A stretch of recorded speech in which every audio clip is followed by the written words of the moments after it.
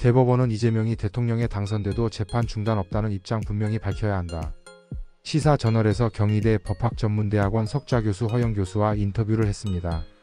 12월 3일 비상계엄을 선포한 윤석열 전 대통령은 파면됐지만 이 사태가 밀어올린 헌법적 과제와 메워야 할 사각지대는 간단치 않은 문제로 남았다는 내용과 함께 헌정사 두 번째 대통령 탄핵과 조기 대선 국면에서 불거진 여러 논란에 대한 해석을 들어본 것입니다. 헌법학 최고 권위자로 꼽히는 허영 경희대 법학전문대학원 석좌교수는 6월 3일 조기 대선에 출마하는 이재명 더불어민주당 전 대표가 만일 당선되더라도 5개 형사재판은 차질 없이 진행돼야 한다는 학자적 견해를 다음과 같이 밝혔습니다. 헌법 84조 대통령은 내란 또는 외환의 죄를 범한 경우를 제외하고는 재직 중 형사상의 소출을 받지 아니한다는 것만 갖고 결론 내선 안 됩니다.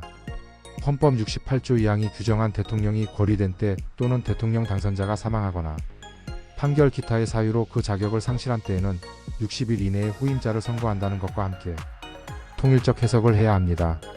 대통령은 내란 외환의 죄를 저지르지 않으면 재판을 받을 수 없습니다. 그런데 판결 기타의 사유로 인한 자격 상실에 관한 내용이 헌법에 명시되어 있다는 것은 두 가지 해석이 가능합니다.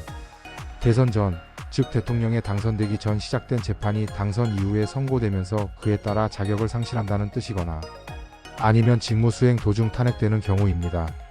대선 전 기소된 재판은 계속돼야 한다는 것을 전제로 하고 있지 않다면 판결로 인한 자격 상실은 성립할 수 없는 조문입니다. 당선된 후라도 재판은 계속 진행되기 때문에 이 같은 법 조항이 있는 것입니다. 당선 전 기소된 경우라면 대선 이후라도 대법원 판결이 진행돼야 하고 이는 현직 대통령의 불소추 특권에 포함될 수 없습니다. 논란이 많지만 헌법 68조 2항이 성립하려면 이 해석 말고는 불가능하다는 게 제 학자적 견해입니다. 가장 바람직한 방법은 대법원이 6월 3일 대선 전 이 전 대표에 대한 확정 판결을 하는 것입니다. 또는 이 전 대표 사건은 대선 후라도 그 결과와 상관없이 재판을 진행한다는 점을 대법원이 명시적으로 밝혀야 합니다. 대법원이 앞장서 헌법적 판단에 따른 깃발을 분명히 들어야 합니다. 이재명 당선과 이재명 유죄 확정을 모두 가정할 때 대법원의 확정 판결이 나오면 다시 60일 이내 대선을 치러야 한다는 의미입니다. 이상 허영 교수의 주장으로 판단해보면 조희대 대법원장은 이런 사실을 국민들에게 즉시 알려야 하는데 민주당과 차기 권력의 눈치를 보고 침묵하는 것이라는 의구심이 듭니다. 구독과 좋아요는 영상 제작에 큰 힘이 됩니다.